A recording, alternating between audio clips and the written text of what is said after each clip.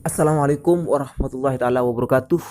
Om Swastiastu, Namo Buddhaya, salam sejahtera bagi kita semua. Salam seni bonsai Indonesia. Pada kali ini saya ingin mengupas tuntas tentang satu pertanyaan yang disematkan di dalam kolom komentar. Dia bertanya kepada saya, Mas Afif, menurut sampean bagaimana? Kok saya merasa bingung ketika saya dihadapkan pada bakalan bonsai yang baru? Maka saya jawab bahwa kebingungan itu terjadi karena tiga hal. Satu, karena kurang matangnya konsep. Yang nomor dua, karena terjebak dengan gaya. Kemudian yang nomor tiga, karena belum memahami tentang bentuk. Saya jawab di konsep.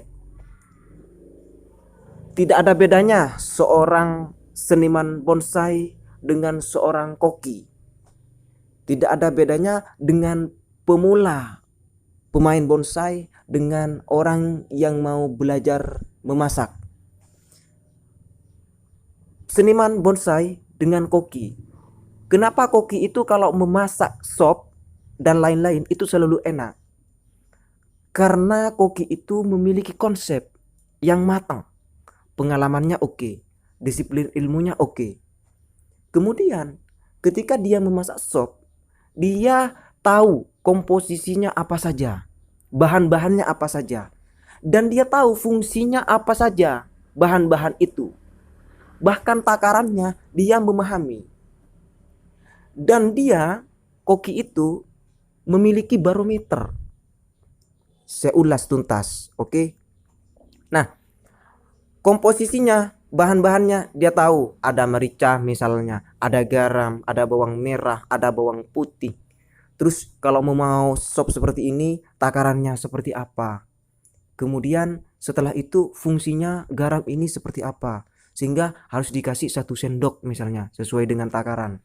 Nah, maka dia mengetahui fungsinya, dia punya barometer. Nah, ketika dia memasak, masakannya enak. Kalau disuruh buat lagi dan dibuat lagi, buat lagi, pasti masakannya enak. Kenapa itu? Karena konsepnya matang dari awal. Atau memasak masakan lain, bukan sop. Dia memahami betul konsepnya seperti apa. Dia masakannya pasti enak. Itu ya. Nah, bagaimana dengan ibu rumah tangga yang baru belajar memasak?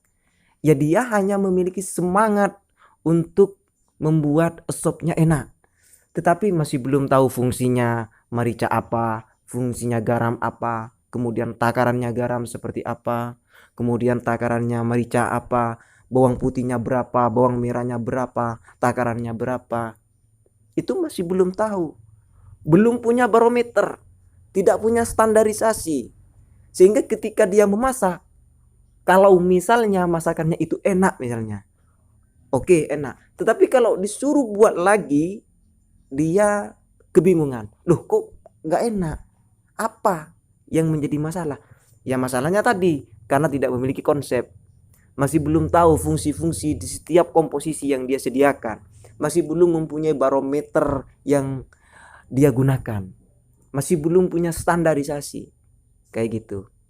Nah, apa bedanya dengan seni bonsai? Dengan seniman bonsai, dengan para pemula yang masih baru belajar seni bonsai? Beda sekali. Kalau seniman bonsai itu sudah mengetahui konsepnya, sudah punya konsep. Konsepnya apa saja? Memahami tentang konsep garis, ada garis lurus, ada garis enjoy, ada garis zigzag. Kemudian ada bentuk, ada tekstur, ada kontur, ada perspektif, komposisi, dimensi, kemudian keseimbangan dan lain sebagainya. Dia memahami. Ketika dihadapkan pada bakalan bonsai baru, tidak akan bingung, mampu menyelesaikan dan bisa membuat karya seni bonsai yang bagus. Bagaimana dengan pemula? Ya toh masih belajar, sehingga memang harus mempelajari utuh tentang konsep. Kemudian tentang gaya, banyak yang terjebak dengan 5 gaya dasar bonsai. Kenapa? Karena Jepang dari awal itu sudah memberikan 5 gaya dasar bonsai kepada kita. Nah, saya minta lupakan 5 gaya dasar bonsai itu. Cukup diketahui saja. Desainlah, buatlah bonsai itu sesuai dengan drama alam yang menurut rasa kalian, emosi, ekspresi kalian, tuangkan ke dalam suatu karya itu, bikin suatu karya itu bercerita, bikin suatu karya itu yang berkesan dengan drama alam yang begitu indah. Misalnya mau membuat bonsai yang menakutkan atau dalam keadaan bahaya, maka desainlah sedemikian rupa. Atau mau menciptakan bonsai yang anggun, yang cantik, nah pahami dulu konsep-konsepnya seperti apa.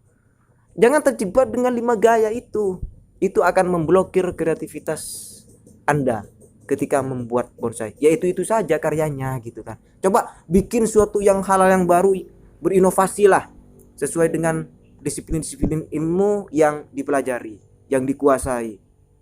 Itu. Kemudian tentang bentuk. Bentuk itu ada siloid ya. Jadi persoalan bentuk itu mengikuti setiap gerakan pohon. Posenya seperti apa? Mau dibikin seenak apa gitu kan? Mau menciptakan suatu gerakan komposisi misalnya. Gerakan komposisi yang seperti apa? Nah, itu coba dipelajari. Setelah itu bentuknya seperti apa yang enak. Gitu. Kalau gerakannya ke kiri misalnya dengan ada liukannya seperti ini, maka kita membuat bentuk itu harus relevan dengan gerak dasar itu, dengan gerakan komposisi tadi, sehingga ketika dilihat secara keseluruhan itu enak. Kadang ada ya yang ekstrim, kemudian perantingannya lurus-lurus, itu kan tidak relevan dengan gerakan pohon kayak gitu ya. Oke, terima kasih. Assalamualaikum warahmatullahi wabarakatuh.